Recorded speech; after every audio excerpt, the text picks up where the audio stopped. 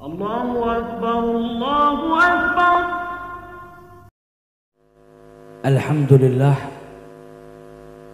di malam yang penuh berkah ini Allah subhanahu wa ta'ala mengumpulkan kita di majelis yang insya Allah dihujani berkah oleh Allah subhanahu wa ta'ala. Majelis yang insya Allah mendatangkan keridhaan Allah subhanahu wa ta'ala, dan tidak keluar dari majelis ini terkecuali insya Allah dosa-dosa kita diampuni oleh Allah subhanahu wa ta'ala, doa-doa kita diijabahi oleh Allah subhanahu wa ta'ala, dan kelak kita yang duduk di majelis ini mendapatkan syafaah daripada junjungan Nabi besar Muhammad sallallahu alaihi wasallam. Amin ya rabbal alamin. 1400 tahun yang lalu, di salah satu majelis Nabi besar Muhammad sallallahu alaihi wasallam, datang seseorang A'rabi yang bertanya kepada beliau. Orang Badui ini bertanya kepada Rasulullah, "Ya Rasulullah, mata sa'ah? Kapan hari kiamat itu tiba?" Maka ia pun ditanya kembali oleh Rasulullah sallallahu alaihi wasallam, "Apa yang kau persiapkan untuk menyambut hari kiamat tersebut?" Maka lelaki ini menjawab, "Ya Rasulullah, aku bukanlah orang yang banyak sholat, bukanlah pula orang yang banyak berpuasa atau mengeluarkan sedekah. Akan tetapi," kata orang Badui tersebut, "Inni uhibbullah wa rasulah. Aku mencintai Allah dan Rasulnya." Maka dikatakan oleh Rasulullah sallallahu alaihi wasallam, "Anta ma'aman ahbabta." Engkau kelak akan dikumpulkan bersama yang engkau cintai. Maka kita mohon kepada Allah subhanahu wa ta'ala, ya Rabb, kami yang duduk di majelis ini bukanlah orang yang banyak sholat, bukanlah orang yang banyak puasa, dan bukanlah orang yang banyak bersedekah. Akan tetapi kami ya Rabb yang duduk di sini berusaha untuk mencintaimu ya Rabb, dan mencintai baginda Nabi besar Muhammad sallallahu alaihi wasallam. Maka sebagaimana orang Badui tadi mendapatkan kabar gembira dari Nabi Muhammad, berikanlah itu pula kepada kami ya Rabb. Kumpulkan kami kelak bersama junjungan Nabi besar Muhammad sallallahu alaihi wasallam. Salah seorang sahabat Nabi pun pernah bertanya kepada Nabi Muhammad, "Ya Rasulullah, apa pendapatmu jikalau ada seseorang yang mencintai sekelompok kaum, walam yalhaqu bihim, tetapi orang tersebut tidak pernah berjumpa dengan kaum yang ia cintai?" Maka Nabi pun menjawab, "Al-mar'u ma'aman ahab." Seseorang kelak akan dibangkitkan, dikumpulkan bersama dengan orang yang ia cintai. Duduknya kita di sini tak lain karena cinta kita kepada Nabi Muhammad sallallahu alaihi wasallam. Bahagianya kita di majelis ini tak lain karena bahagia kepada Nabi Muhammad sallallahu alaihi wasallam. Maka semoga kelak kita bisa dikumpulkan bersama beliau di dalam surganya Allah subhanahu wa ta'ala. Amin ya rabbal alamin. Alhamdulillah, malam hari ini kita bersama-sama membaca sejarah hidup Nabi besar Muhammad sallallahu alaihi wasallam di bulan kelahiran beliau. 1400 tahun yang lalu, bulan Rabiul Awal ini tidak dikenal oleh bangsa Arab. Rabiul Awal bukanlah Ashhurul Hurum, bukanlah bulan mulia yang dikenal. Namun ketika bulan ini terpilih menjadi bulan kelahiran Nabi besar Muhammad sallallahu alaihi wasallam, maka bulan ini menjadi mulia. Hari ini kita dapati di bulan Rabiul Awal, dari ujung dunia sampai ujung dunia, kita dapati orang yang cinta kepada Nabi Muhammad memperingati hari kelahiran beliau, menunjukkan betapa besar derajat dan kedudukan junjungan Nabi besar Muhammad sallallahu alaihi wasallam. Sebagaimana kakek beliau Abdul Muttalib ketika membuat akikah untuk cucu tercintanya yang baru lahir, maka ia ketika ditanya oleh orang-orang Quraisy, "Akan kau beri nama apa cucumu ini?" Maka ia jawab, "Samaitu Muhammada." Aku beri nama anak ini Muhammad. Maka orang-orang Quraisy bertanya, "Muhammad, nama apa itu?" Karena nama Muhammad sebelumnya tidak dikenal di bangsa Arab. "Kenapa tidak kau berikan ini anak nama leluhur kita atau nama Tuhan-Tuhan kita, Latta, Uzza atau yang lainnya?" Maka dijelaskan oleh para ulama, ka'annallaha antaqa lisan Abdul Muttalib, seakan Allah menggerakkan lisan kakek Nabi Muhammad yaitu Abdul Muttalib. Beliau menjawab, aku berharap anak ini dipuji di dunia oleh penduduk dunia dan dipuji di langit oleh penduduk langitnya Allah Subhanahu wa ta'ala. Maka diberi nama Muhammad, dan hari ini kita buktikan tidak ada satu manusia pun daripada pecinta-pecinta Nabi Muhammad kecuali senantiasa memuji junjungan Nabi besar Muhammad sallallahu alaihi wasallam. Apa yang dikatakan oleh Abdul Muttalib nyata. Nabi Muhammad dipuji oleh penduduk bumi, dipuji oleh penduduk langitnya Allah yaitu para malaikat, bahkan dipuji oleh yang menciptakannya yaitu Allah Subhanahu wa ta'ala dengan banyak pujian. Wa innaka la'ala khuluqin azim. Dipuji oleh Allah Subhanahu wa ta'ala akhlaknya, dipuji oleh Allah Subhanahu wa ta'ala sosoknya. Bahkan di dalam Al-Quran manusia yang paling banyak disebutkan anggota tubuhnya oleh Allah adalah junjungan Nabi besar Muhammad sallallahu alaihi wasallam. Alam nasyrah laka sadrak, disebut dadanya Nabi Muhammad sallallahu alaihi wasallam. Wa anqadha dhahrak, pundaknya Nabi besar Muhammad sallallahu alaihi wasallam. Wa la tamuddanna ainai, kedua matanya Nabi Muhammad sallallahu alaihi wasallam. Bahkan suaranya pun disebut dalam Al-Quran, la tarfa'u aswatakum fauqa sautan nabi. Bahkan pakaiannya pun disebut oleh Allah dalam Al-Quran, wa thiyabaka fatahhir, menunjukkan betapa mulianya manusia yang satu ini yang diciptakan oleh Allah dan diutus ke muka bumi ini tak lain untuk membawa rahmat bagi alam semesta. Beliau dipuji oleh seluruh para pecintanya. Bahkan paman beliau sendiri Sayyidina Abbas ibn Abdul Muttalib suatu ketika pernah meminta izin kepada Nabi Muhammad untuk memuji Nabi Muhammad dalam sebuah syair yang menceritakan tentang kelahiran junjungan Nabi besar Muhammad sallallahu alaihi wasallam.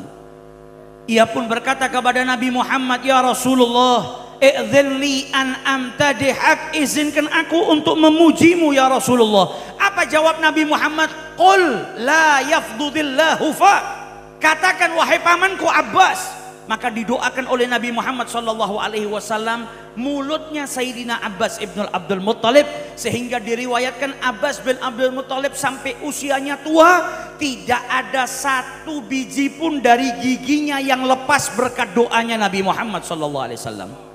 Karena mulutnya, lisannya ia gunakan untuk memuji Nabi besar Muhammad sallallahu alaihi wasallam. Apa yang dikatakan oleh Abbas bin Abdul Muttalib saat kelahiran Nabi Muhammad sallallahu alaihi wasallam? Wa anta lamma wulidta asyrakatil ardu wa dha'at binurikal ufuku. Dan engkau wahai Muhammad ketika lahir di muka bumi ini, asyrakatil ardu, dunia ini menjadi tersinari terang benderang. Sayyidina Abbas gak berkata asyrakatil Makkah, tidak berkata asyrakatil jaziratil Arab atau asyrakatil tempat-tempat tertentu, dikatakan asyrakatil ardu, bumi ini menjadi terang. Karena apa? Kelahirannya Nabi besar Muhammad sallallahu alaihi wasallam. Huwa nur yahdil hairina dhiya'uhu, cahaya yang terang benderang yang membawa petunjuk dari Allah Subhanahu wa ta'ala, mengeluarkan manusia dari kegelapan kesesatan menuju ke pintu ridha Allah, ke cahaya yang terang benderang berkat Nabi besar Muhammad sallallahu alaihi wasallam. Nabi yang indah, tidak seorang pun di muka bumi ini yang mencintai beliau kecuali mendapatkan kemuliaan dari Allah Subhanahu wa ta'ala. Lihat bagaimana Nabi Muhammad memberikan kabar gembira bagi orang yang mencintai beliau. Al-mar'u ma'aman ahab, anta ma'aman ahbabta, kata Sayyidina Anas bin Malik. Gak ada yang membahagiakan kami setelah Islam seperti kebahagiaan saat kami mendengar hadis ini dari Rasulullah sallallahu alaihi wasallam. Hadis yang memberikan kabar gembira siapapun yang mencintai beliau kelak akan dikumpulkan dengan junjungan Nabi besar Muhammad sallallahu alaihi wasallam. Duduknya kita di sini tak lain untuk mempersiapkan agar kita kelak bisa kumpul dengan beliau. Mulai dari tadi kita memperbanyak baca sholawat, berapa banyak rahmat yang Allah turunkan ke majelis ini. Dan memperbanyak sholawat tak lain menjadikan penyebab, sarana supaya nanti di hari kiamat posisi kita dekat dengan Nabi besar Muhammad sallallahu alaihi wasallam. Hari yang paling menakutkan, hari di mana para nabi berkata Allahumma sallim sallim. Setiap orang ketakutan mencari syafaat Nabi Muhammad, mencari pertolongan, perlindungan. Dan orang yang banyak sholawat ketika hidup di dunia mendapatkan kenikmatan dengan posisinya dekat dengan Nabi besar Muhammad sallallahu alaihi wasallam. Kita duduk di sini supaya nanti kelak di hari kiamat posisi kita dekat dengan Nabi besar Muhammad sallallahu alaihi wasallam. Kalau ada orang pergi keluar kota, di kota tersebut dia nggak kenal sama siapa-siapa, tapi dia punya tujuan ke suatu tempat. Dia kenal sama satu orang. Maka kalau sudah punya kenalan enak, turun di tempat tersebut, mau itu naik pesawat, mau itu naik bus. Ketika sampai di tempat tersebut, maka keluar dari kendaraan yang dia cari siapa? Orang yang dia kenal yang jemput di bandara atau di halte bis. Ketika dia dapatin orang yang dia kenal, tenang sudah, tentram hatinya. Karena di tempat yang dia nggak kenal siapa-siapa ada orang yang dia kenal. Kemudian orang yang kenal itu, yang dia kenal akan mengantarkannya ke tempat tujuan. Orang yang kenal dengan Nabi Muhammad, yang di dunia berusaha untuk dekat dengan Nabi Muhammad, maka di hari kiamat seperti orang tadi yang pergi keluar kota, berjumpa dengan kenalannya, diantar ke tempatnya. Manusia yang kenal dengan Nabi Muhammad nanti kalau wafat dibangkitkan, yang ia cari Nabi Muhammad, dan ketika ia dapati Nabi Muhammad, ia diberikan syafaat dan diantarkan ke dalam surganya Allah Subhanahu wa taala. Man ahabbani kana ma'i fil jannah. Barang siapa yang cinta kepadaku kelak akan bersamaku di surganya Allah Subhanahu wa taala. Ini yang kita harapkan dari majelis-majelis seperti ini. Majelis ini mengenalkan kita kepada Nabi. Kalau sudah kenal tumbuh cinta. Kalau sudah cinta tumbuh kerinduan. Kalau sudah rindu tidak ingin berpisah, ingin berkumpul, ingin bersama. Dan kalau sudah rindu akan mengidolakan, mengikuti, meneladani, mencintai, mencari tahu lebih banyak tentang sosok Nabi besar Muhammad SAW adalah sarana untuk mencintai beliau.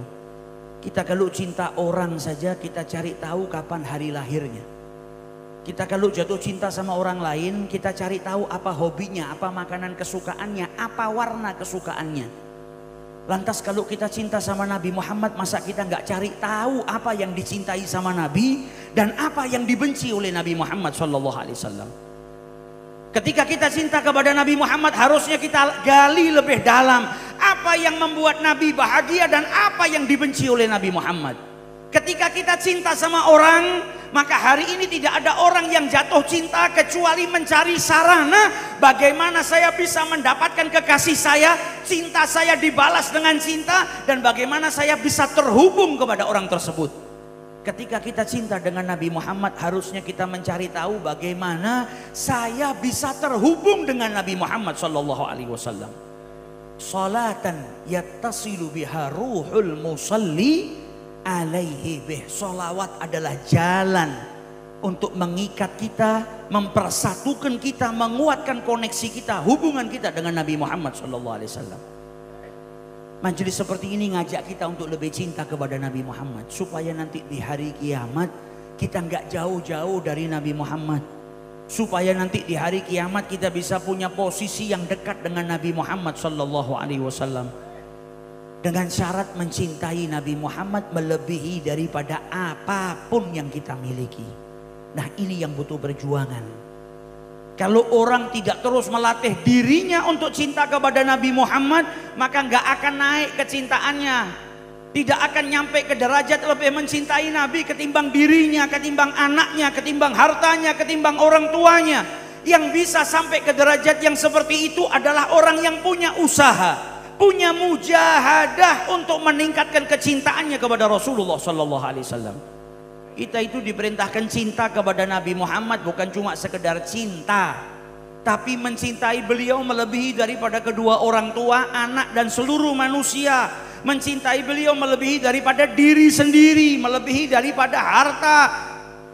Bahkan orang yang mencintai Nabi Muhammad di nomor 2 kan atau mencintai dunia, mencintai anak, istri, atau apapun yang ia miliki, sehingga dia mengalahkan kecintaannya kepada Allah dan Rasulnya, diancam oleh Allah Subhanahu wa ta'ala.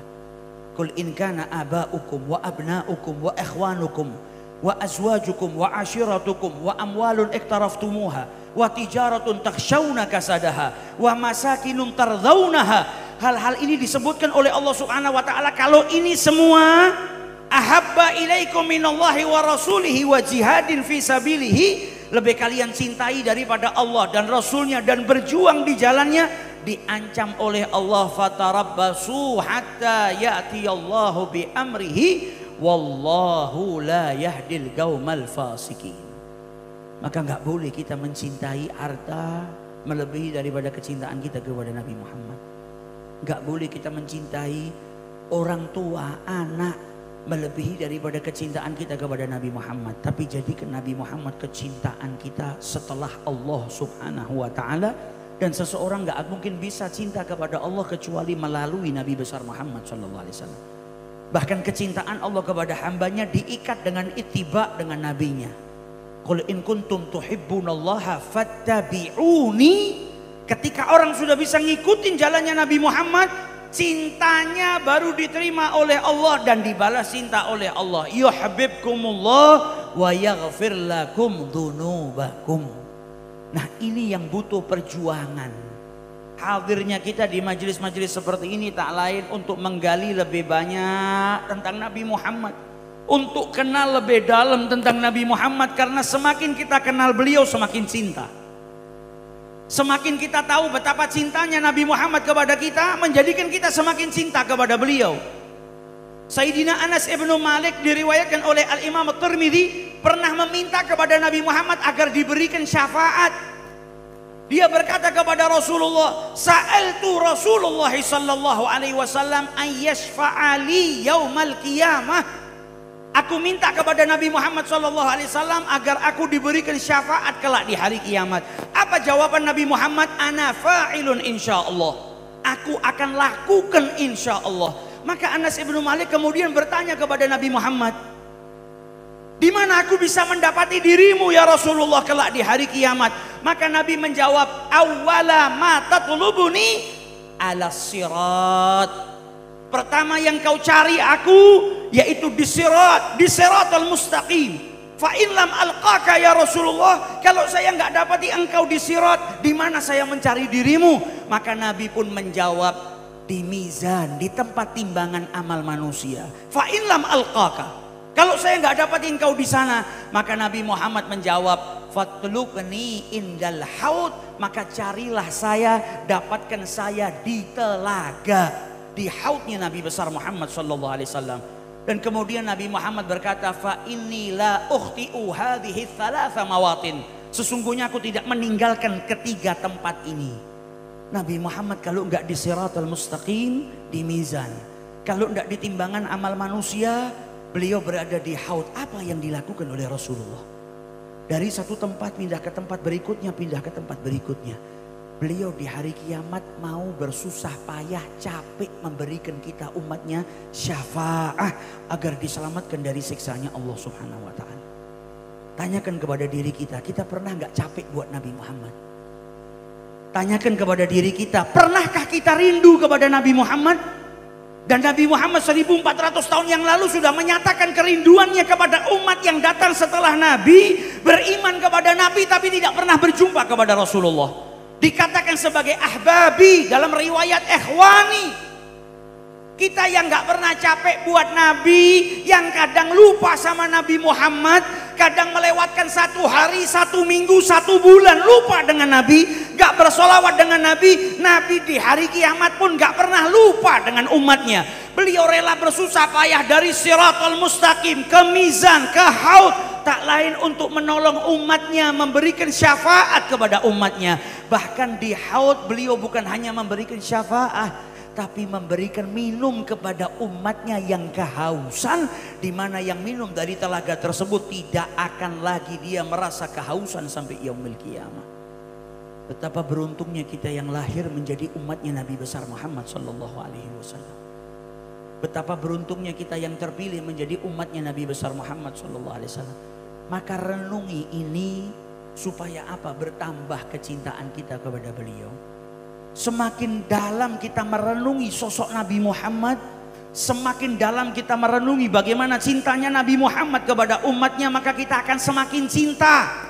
Dan cinta itu nanti yang akan menyelamatkan kita. Cinta bukan cuma sekedar ngaku cinta, tapi cinta yang menjadikan kita betul-betul mengidolakan Nabi Muhammad dan mengikuti junjungan Nabi besar Muhammad SAW.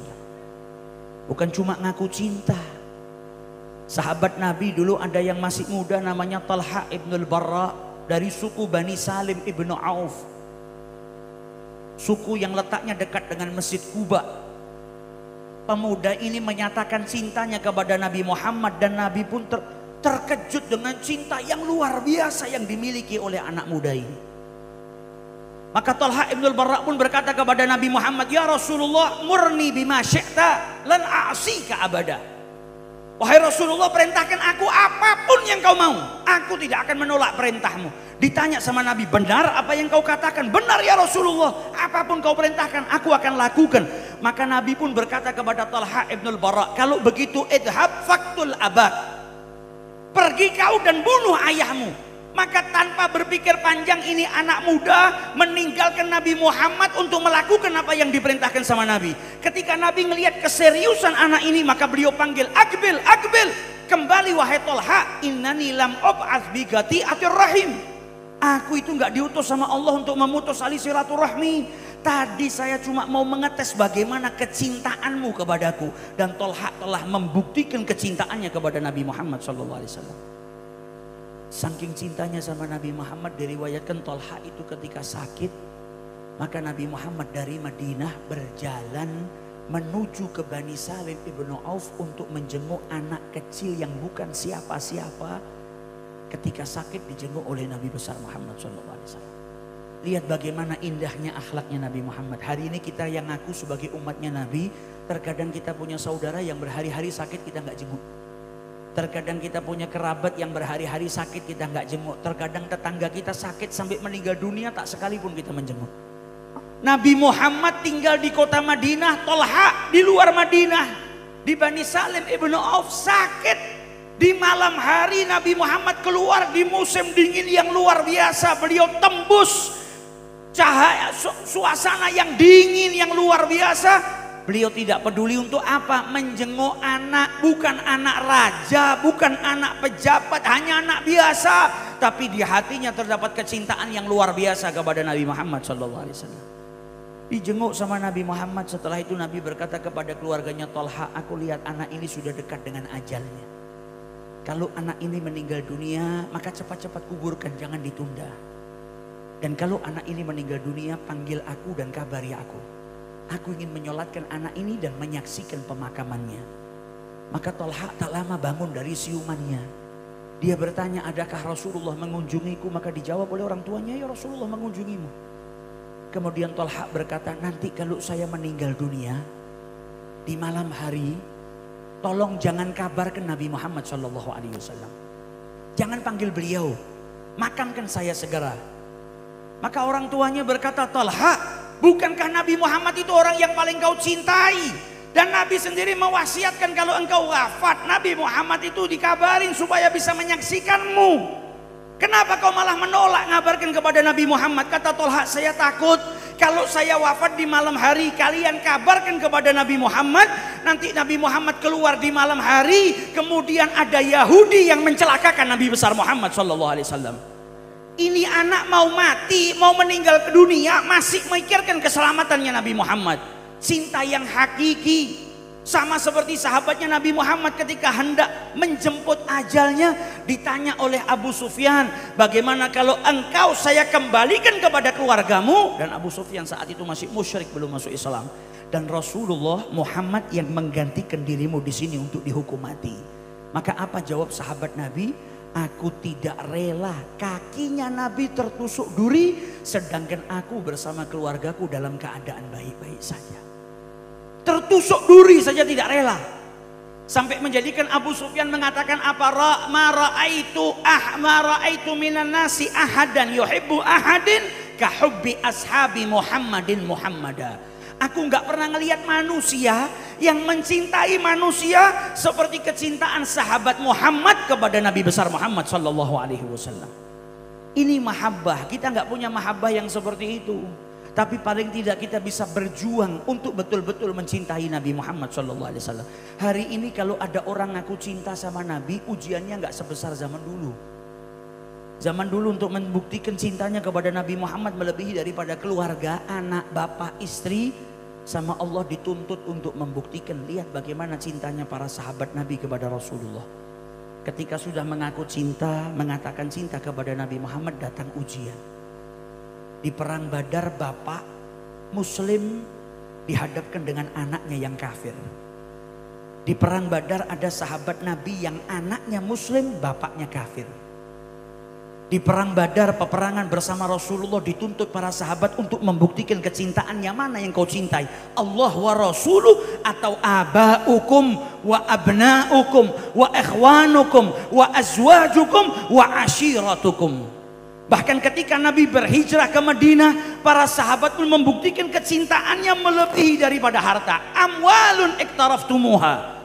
Mereka tinggalkan hartanya. Mereka buktikan cintanya kepada Nabi Muhammad melebihi tijaratun takhshawna kasadaha. Perniagaannya, perdagangannya mereka tinggalkan untuk apa? Allah dan Rasulnya. Wa masakinun tardaunaha, tempat tinggal yang paling mereka cintai, Mekah Al-Mukarramah, mereka tinggalkan karena apa? Cintanya kepada Allah dan Rasulnya. Suhaib ibnu Sinan Ar-Rumi, sahabat Nabi yang terakhir berhijrah, ketika keluar dihadang oleh orang kafir. Mau kemana kau wahai Suhaib? Ke Madinah. Untuk apa aku tinggal di Madinah di Mekah bergelimang harta kalau aku jauh dengan Rasulullah? Kata orang kafir Quraisy, enak saja kau datang ke sini miskin, kau kaya di Mekah, dan saat ini setelah kaya kau mau tinggalkan Mekah, kami tidak akan izinkan. Kata Suhaib ibnu Sinan Ar-Rumi, kalian tahu kan saya orang kaya, saya punya ternak yang banyak, saya punya harta yang banyak. Bagaimana kalau kalian saya berikan harta saya semuanya, asalkan kalian izinkan saya berhijrah ke Madinah menyusul Nabi Muhammad SAW. Kata orang kafir, kalau begitu berikan hartamu dan kau aku izinkan. Ia tinggalkan hartanya, dia berikan, rela kehilangan hartanya sampai dipuji hartanya sama Nabi Muhammad. Karena apa? Menunjukkan kecintaannya kepada Nabi besar Muhammad SAW. Sahabatnya Nabi itu cintanya sama Nabi nggak main-main. Abu Ayyub ketika Nabi sampai di kota Madinah, rumahnya terpilih menjadi tempat singgahnya Nabi Muhammad. Dia minta Nabi untuk tinggal di lantai atas.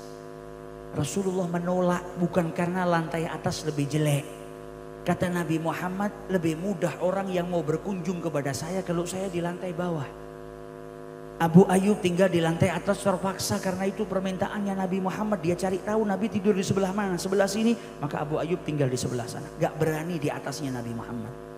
Bahkan diriwayatkan kalau berjalan, yamshi ala atrafi rijlai, berjalan sambil berjinjit pelan-pelan, takut kalau sampai ada debu yang jatuh dan mengenai Nabi besar Muhammad SAW. Tempat airnya tumpah ia bersihkan, bahkan selimutnya di musim dingin yang ia gunakan untuk melindungi badannya, ia gunakan untuk mengeringkan air yang tumpah di kamarnya, takut sampai ada air yang menetes ke kamarnya Nabi Muhammad SAW. Bahkan dalam makanan pun Abu Ayyub mencintai makanan yang dicintai oleh Rasulullah. Bukan hanya sunnahnya, makanan. Ketika memberikan makan kepada Nabi Muhammad, gak disentuh makanannya karena ada bumbu masakan yang bikin mulut bau. Dan Nabi berkata, aku itu bermunajat tidak sebagaimana kalian bermunajat. Ini unaji mala tunajun. Maka Abu Ayyub setelah itu firat, cerai dengan apa? Bawang putih. Hari ini saya dan bawang putih bercerai. Karena apa? Makanan itu gak disukai sama Nabi Muhammad SAW. Bukan haram. Nabi mengatakan kalian makan ini gak apa-apa, kalau saya enggak. Karena Nabi Muhammad menggunakan mulutnya untuk bermunajat dengan Allah Subhanahu wa Ta'ala. Menggunakan mulutnya berbicara dengan orang. Nabi gak mau ganggu orang dengan bau mulutnya. Tapi Abu Ayyub ketika tahu Nabi Muhammad gak suka dengan satu hal, maka itu pun menjadi ketidaksukaannya. Karena apa? Cintanya kepada Rasulullah. Lihat Sayyidina Anas bin Malik suatu ketika dipanggil makan oleh sahabat Nabi. Rasulullah ajak Anas ibnu Malik. Ketika duduk, Anas bin Malik saat itu usianya baru belasan tahun, masih kecil. Tapi dia gak mau melewatkan kesempatannya untuk mempelajari akhlaknya Nabi Muhammad SAW. Nabi Muhammad makan dan Anas bin Malik melihat ke arah tangannya Nabi Muhammad. Maka diriwayatkan oleh beliau, ketika saya ngelihat Nabi Muhammad makan itu, ya tatabba'ud duba, saya lihat beliau suka dengan labu. Karena tangannya nggak berhenti ngambil buah labu dimakan, ngambil lagi buah labu dimakan. Dan demi Allah, mulai dari hari itu sampai hari ini, beliau meriwayatkan usianya sudah berapa. Mulai dari hari itu sampai hari ini tidak ada makanan yang lebih aku sukai daripada labu. Karena apa? Karena makanan tersebut dicintai oleh Rasulullah SAW. Abdullah ibnu Umar pergi ke tempat tukang sandal, minta dibikinkan sandal seperti sandalnya Rasulullah. Aku ingin punya sandal seperti sandalnya Nabi Muhammad SAW. Bahkan di perjalanan beliau berhenti dan berkata kepada para sahabatnya, tunggu, saya mau pergi untuk buang hajat di sana. Maka para sahabatnya berkata, ya Abdullah, di tempat yang ke sana kita lakukan perjalanan lagi, sebentar lagi ada tempat yang lebih afdal untuk kau buang hajat daripada di sana. Kata Abdullah bin Umar, tidak, karena dulu saya pernah jalan sama Nabi Muhammad dan Nabi Muhammad berhenti di sini untuk buang hajat, maka aku pun ingin di tempat yang sama seperti tempatnya Nabi Muhammad SAW. Sayyidina Ali bin Abi Thalib naik ke tunggangannya baca doa safar. Setelah baca beliau tersenyum, ditanya oleh para sahabat, apa yang membuatmu tersenyum wahai Ali? Gak ada sesuatu yang kau lihat, gak ada sesuatu yang harus bikin kau senyum, kenapa engkau tersenyum sendiri? Kata Sayyidina Ali, aku mendapati Nabi Muhammad kalau menaiki tunggangannya, kemudian beliau baca doa, setelah itu aku tersenyum, maka aku pun tersenyum mengikuti Nabi besar Muhammad SAW. Ini cintanya para sahabat, semua yang dilakukan sama Nabi dicontoh oleh mereka. Semua yang dilakukan oleh Nabi Muhammad dilakukan oleh para sahabat Nabi besar Muhammad SAW. Gak ada kecintaan melebihi daripada kecintaan Nabi Muhammad. Gak ada yang mereka idolakan melebihi daripada Nabi Muhammad. Mereka setelah ditinggal wafat Nabi Muhammad, gak sedikit dari mereka kalau dengar namanya Nabi Muhammad menangis.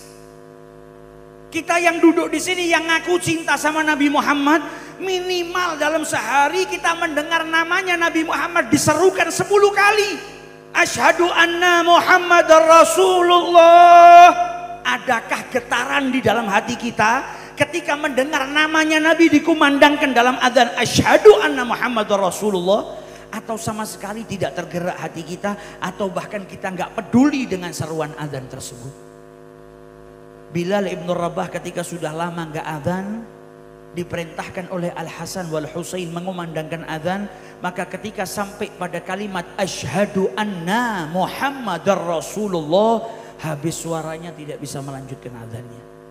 Kenapa? Dzukiral mahbub, orang yang dicintai disebutkan di hadapannya. Teringat dengan sang kekasih Nabi besar Muhammad sallallahu alaihi wasallam. Nah, majelis maulid seperti ini ngajak kita untuk cinta sama beliau.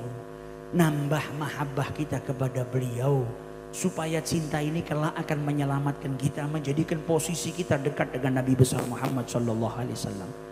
Supaya cinta ini akan mengantarkan kita untuk mendapatkan syafaatnya Nabi besar Muhammad sallallahu alaihi wasallam. Supaya cinta ini kelak akan menjadikan kita orang-orang yang mendapatkan kemuliaan dari Nabi besar Muhammad sallallahu alaihi wasallam. Maka dari itu di bulan Rabiul Awal, bulan kelahiran Nabi ini, kita harus punya tekad yang kuat, niat yang kuat. Tidak terlewatkan satu hari kecuali saya harus tambah pengetahuan tentang Nabi Muhammad. Harus ada sirah Nabi yang saya baca selama 1 bulan penuh, atau sirah Nabi Muhammad yang saya dengar selama 1 bulan penuh. Setiap hari harus ada 1 sunnah minimal yang saya kerjakan. Untuk apa? Supaya bertambah kecintaan kita kepada beliau. Beruntung orang yang cinta sama beliau. Jangan sampai kita jadi orang yang rugi karena tidak cinta kepada Nabi Muhammad SAW. Orang yang cinta sama Nabi Muhammad beruntung. Lihat Waraqah ibnu Naufal. Waraqah ibnu Naufal ini hidup sampai tua, 90 tahun lebih usianya.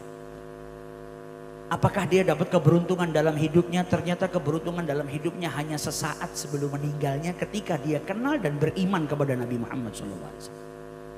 90 tahun jadi orang hebat, orang yang ahli dalam Injil, dalam Taurat, dalam Kutubus Samawi, memiliki keahlian dalam bahasa Ibrani, nulis Injil dengan bahasa Ibrani, mempelajari Kutubus Samawi. Ini orang hanya dipersiapkan oleh Allah selama hidupnya. Dia cuma dipersiapkan oleh Allah untuk sesaat Ketika Nabi Muhammad tidak memahami apa yang terjadi dengan dirinya, dia dibawa oleh istrinya Khadijah berjumpa dengan Warakah ibnu Naufal. Maka Khadijah pun berkata, ya Warakah ibnu Naufal, ya ibnu Am, isma' min ibni akhik, dengarkan apa yang akan diceritakan oleh anak daripada saudaramu. Maka Nabi pun menceritakan apa yang ia dapati di Gua Hira. Kemudian Warakah ibnu Naufal mengasih tahu kepada Nabi Muhammad kalau dirinya adalah Nabi yang diutus oleh Allah Subhanahu wa Ta'ala. Ini orang 90 tahun cuma dipersiapkan sama Allah untuk momen terakhirnya berjumpa dengan Nabi Muhammad. Menjelaskan kepada Nabi kalau dirinya adalah Rasulullah, yang datang kepadanya adalah malaikat yang bawa wahyu sebagaimana dulu juga turun kepada Nabi Allah Musa. Dan kemudian lelaki tua ini berkata, ya laitani jad'an, andai saja saya ini masih menjadi seorang muda yang kuat. It yukhrijuka gaumuk, andai saja saya dapatin hari nanti di mana kaummu mengusirmu. La ansurannaka nasran mu'azzara, pasti saya akan janji kalau saya nanti mendapati waktu kau diusir oleh kaummu, niscaya aku akan bela dirimu ya Rasulullah. Sekuat-kuat tenaga saya akan mati-matian membela dirimu. Dikatakan oleh para ulama, ini Warakah ibnu Naufal dapat banyak pahalanya para sahabat. Dapat pahalanya Abu Bakar, Umar, Uthman, Ali dan seluruh sahabat-sahabat Nabi yang lain. Karena dia punya niat tapi ada uzur, wafat sebelum terrealisasi niatnya. Dan Allah Subhanahu wa Ta'ala memberikan ganjaran bagi orang yang sudah punya niat yang saleh tapi ada uzur sehingga dia tidak bisa melaksanakan niatnya. 90 tahun hidup buta dan akhir usianya ketemu dengan Nabi Muhammad. Perjumpaan yang sebentar tadi ngangkat derajatnya, dijadikan orang yang mulia karena apa? Kecintaannya kepada Nabi besar Muhammad sallallahu alaihi wasallam. Maka yang cinta sama beliau beruntung, tidak ada yang tidak beruntung. Nabiur Rahmah, Nabi yang mulia, Nabi yang agung, Nabi yang dari kecil sudah mendapatkan keistimewaan dari Allah Subhanahu wa Ta'ala. Lihat bagaimana Sayyidah Halimatus Sa'diyah menceritakan tentang anugerah terbesar yang dia dapat dalam hidupnya, yaitu ketika diizinkan oleh Allah menjadi ibu susunya. Halimatus Sa'diyah menceritakan hari itu hari yang kering, gersang, gak ada satu tetes air hujan turun ke muka bumi ini.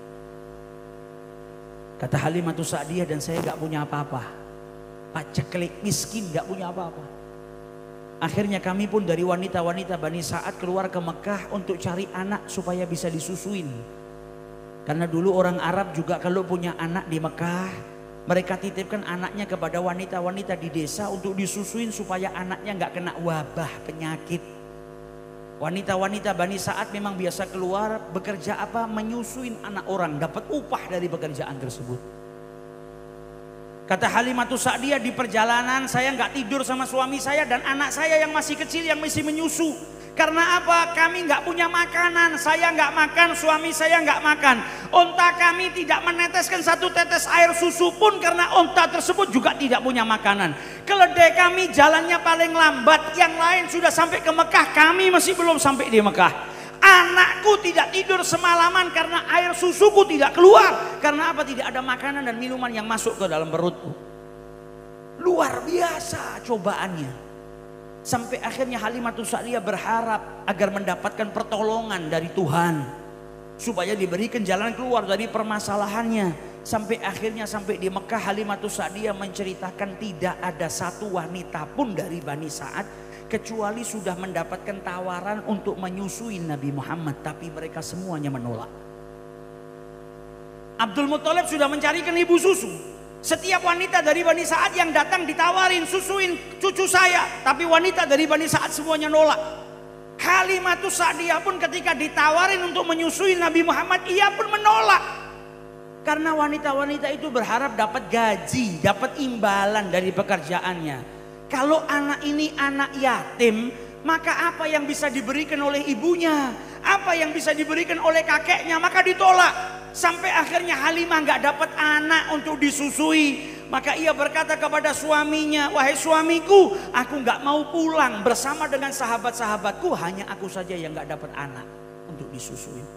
Maka aku akan kembali ke rumah anak yatim itu dan aku akan ambil. Yang penting saya pulang nggak tangan kosong. Kata Halimatus Sa'diyah, saya nggak ngambil Muhammad kecuali karena nggak ada anak lagi yang bisa saya cari. Dia nggak tahu kalau yang dibawa ternyata sebaik-baik makhluk Allah Subhanahu wa Ta'ala. Dan andai saja perempuan-perempuan dari Bani Sa'ad, temannya Halimatus Sa'diyah, sadar kalau ternyata yang mereka tolak adalah kekasih Allah, mereka pun akan menangis darah karena kekecewaan yang luar biasa, penyesalan yang luar biasa menolak Nabi besar Muhammad SAW. Tapi itu tadbirullah, Allah memang sudah kehendaki Nabi Muhammad menyusu kepada Halimatus Sa'diyah. Kata Halimatus Sa'diyah, aku pun membawa Muhammad, aku gendong, dan ketika aku naik ke tungganganku, tiba-tiba air susuku menjadi penuh dan kencang. Nabi Muhammad pun menyusu sampai kenyang, anakku menyusu sampai kenyang, dan kedua anak ini tidur lelap yang luar biasa, padahal anak saya sebelumnya tidak bisa tidur karena kelaparan. Dan tiba-tiba suamiku ketika memerah ontanya yang tadinya tidak meneteskan satu tetes air pun, itu kantong susu onta menjadi penuh, diperas keluar dengan susu yang deras. Aku minum sampai kenyang, suamiku minum sampai kenyang, dan kami berdua pun tidur lelap dalam keadaan kenyang. Di keesokan hari berkata suamiku kepadaku, ta'alami ya Halimah, kau sadar wahai Halimah, laqad akhadti nasmatun mubarakah. Telah kau ambil seseorang yang dipenuhi keberkahan dari Tuhan, seseorang yang membawa berkah. Kata Halimatus Sa'diyah, di keesokan harinya saya pulang, saya naik keledai saya yang tadinya jalannya paling lambat, tapi ketika saya menggendong Nabi Muhammad di atas keledai saya lari begitu kencang sampai wanita-wanita dari Bani Sa'ad yang lainnya berteriak kepada kami, waihak ya ibn Abi Dhu'aib, ya binti Abi Dhu'aib, irbi'i, pelan-pelan jalanmu. Bukankah itu keledai yang kau bawa dari Bani Sa'ad tadi yang jalannya paling lambat? Kenapa sekarang bisa berubah jadi kencang? Kata Halimatus Sa'diyah, saya pun nggak tahu. Tiba-tiba ini keledai bisa berubah menjadi larinya kencang. Dan sampai di desanya Bani Sa'ad yang desanya paceklik, kering, tidak ada hujan. Ketika dia masuk ke desanya membawa Nabi Muhammad, kata Halimatus Sa'diyah, demi Allah saya nggak lihat bumi Allah yang lebih subur daripada desa saya. Masuknya Nabi Muhammad bawa kesuburan. Desa yang kering, yang tidak keturun air sama sekali, jadi hijau, subur yang luar biasa. Kambing-kambingnya orang-orang Bani Sa'ad gak ada yang kenyang, gak ada yang mengeluarkan air susu. Hanya kambingnya Halimatus Sa'diyah yang di pagi hari pergi kembali, kambingnya kenyang, air susunya penuh. Sampai wanita-wanita dari Bani Sa'ad berkata, kalian gembalakan kambing-kambing itu di tempatnya kambing-kambingnya Halimah, supaya kalau kembali kambing kita kenyang dan air susunya penuh. Dibawa ke tempat yang sama, tapi tetap hanya kambing Halimatus Sa'diyah yang kenyang dan mengeluarkan air susu. Berkatnya siapa? Nabi besar Muhammad SAW. Kalau hewan saja dapat berkah, kalau makhluknya Allah yang lain dapat berkah, apalagi kita umatnya Nabi Muhammad. Kalau cinta pasti mendapatkan keberkahan dari Allah Subhanahu wa Ta'ala. Dan semoga hadirnya kita di majelis ini betul-betul mendapatkan keberkahan dari Rasul Sallallahu Alaihi Wasallam. Tidak pulang dari majelis ini kecuali bertambah kecintaan kita ke beliau. Tidak pulang dari majelis ini kecuali bertambah pula kecintaan keluarga kita kepada Nabi Muhammad SAW. Dijadikan kita orang-orang yang cinta kepada beliau dan dicintai oleh beliau. Orang-orang yang diridhoi oleh beliau dan diridhoi oleh Allah Subhanahu wa Ta'ala. Semoga enggak berpisah dari majelis ini kecuali dosa-dosa kita diampuni berkat Nabi besar Muhammad. Di akhiri usia kita kelak dalam keadaan husnul khatimah berkah daripada Nabi Muhammad. Yang sedang sakit di antara kita, siapapun kerabat kita, keluarga kita, berkat majelisnya Nabi besar Muhammad, maulidnya Nabi besar Muhammad, semoga siapapun di antara kita yang sedang sakit diberi kesembuhan oleh Allah Subhanahu wa Ta'ala. Semoga yang sedang sakit di antara keluarga kita diberi kesembuhan oleh Allah Subhanahu wa Ta'ala, khususan akhina Sayyid Muhammad Syafiq bin Sahab yang saat ini sedang tertimpa sakit, semoga diangkat penyakitnya oleh Allah Subhanahu wa Ta'ala. Siapapun yang punya hajat di antara kita diijabahi oleh Allah Subhanahu wa Ta'ala. Siapapun yang ikut andil terselenggaranya majelis ini, baik sahibul bait Haji Bayu atau siapapun yang membantu terlaksananya majelis ini, maka pada hakikatnya saat ini kita sedang berkhidmah kepada Nabi Muhammad. Maka orang yang berkhidmah kepada Nabi Muhammad nanti terima gajinya dari Nabi besar Muhammad sallallahu alaihi wasallam. Semoga kita semua mendapatkan keuntungan yang besar dari Nabi Muhammad, yaitu dengan mendapatkan syafaah dari junjungan Nabi besar Muhammad sallallahu alaihi wasallam. Amin ya rabbal alamin. Diwafatkan kita dalam keadaan husnul khatimah. dimuliakan mata kita kala untuk berjumpa dan memandang beliau, dibangkitkan kita di barisan Nabi Muhammad, nadkhul ma'ataha wa alih fi sufufil awalat ma'ahum daiman fi daril dih wa daril akhirah wa sallallahu ala sayyidina Muhammadin wa ala alihi wa sahbihi wa sallam wal afu minkum alal italah. Assalamualaikum warahmatullahi wabarakatuh.